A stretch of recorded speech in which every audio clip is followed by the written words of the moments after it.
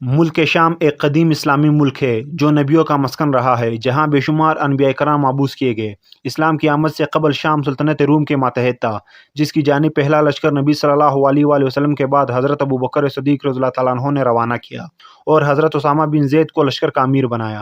آپ کے دور خلافت میں سرزمین شام کی طرف بہت سارے لشکر بھیجے گئے اور اس طرح اسلامی گھوڑے اس مقدس سرزمین میں داخل ہونا شروع ہو گئے۔ ان لشکروں میں حضرت خالد بن ولید رضی اللہ تعالیٰ عنہ، یزید بن ابو سفیان اور بڑے بڑے اصحاب رسول شامل ہوئے۔ حضرت عمر فاروق رضی اللہ تعالیٰ عنہ کے دور خلافت میں رومی سلطنت کو شکست ہوئی اور شام مکمل طور پر مسلمانوں کے زیر تسلط آ گیا۔ فتح شام کے بعد بہت سارے صحابہ نے شام کی طرف ہجرت کرنا شروع کیا اور یہاں دعوت و تبلیغ اور اسلامی اشاعت کی ابتدا ہوئی۔ نبی صلی اللہ علیہ وآلہ وسلم کی حدیث مبارکہ میں جہاں سرزمین شام کے متعلق فضائل اور خوشخبری ملتی ہے، وہیں شام کا حضرت امیر المومنین علی رضی اللہ تعالیٰ عنہ کے خلاف ہو کر ملوکیت کی حمایت کرنا، شہادت حسین، مکہ پر حملہ اور مدینے کو لوٹنے جیسے عمل میں اہل شام کا یزید ملعون کے لشکر میں شامل ہونا تاریخ کا ایک سیاہ باب ہے، جن حقائق کی بنیاد پر اہل شام آل محمد پر ظلم کی عدالت میں مجرم ثابت ہوتے ہیں۔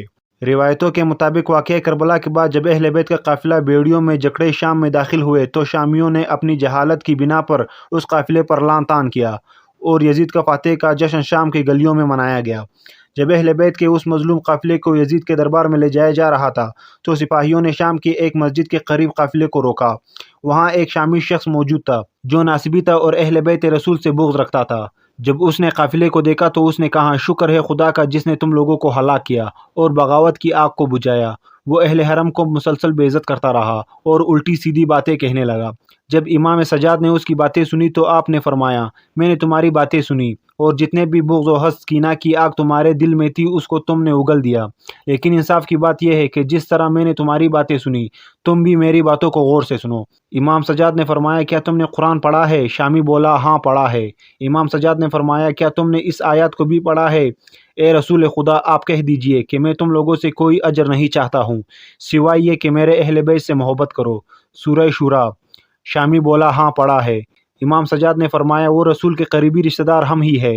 کیا قرآن میں تم نے اس حق کے بارے میں پڑھا ہے جو صرف اور صرف ہمارے بارے میں ہے اور دوسرے مسلمانوں کا اس سے کوئی تعلق نہیں؟ شامی کہنے لگا، نہیں پڑھا۔ امام سجاد نے فرمایا، کیا تم نے یہ آیت نہیں پڑھی، اور قرابت داروں کو عمدہ حق دیجیے؟ شامی بولا، جی ہاں پڑھا ہے۔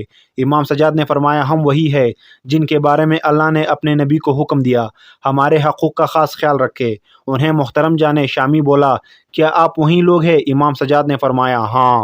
پھر امام نے پوچھا، کیا تم نے یہ آیت نہیں پڑھی؟ یہ جان لو جو کچھ تمہیں مال غنیمت میں ملے اس سے 5واں حصہ خدا، رسول اور قرابت داروں کا حق ہے۔ شامی کہنے لگا، ہاں پڑھا ہے۔ امام سجاد نے فرمایا، وہ قرابت دار ہم ہی ہے۔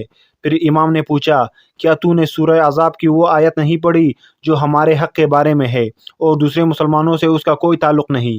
شامی بولا، نہیں۔ امام نے فرمایا، تو نے یہ آیت نہیں پڑھی؟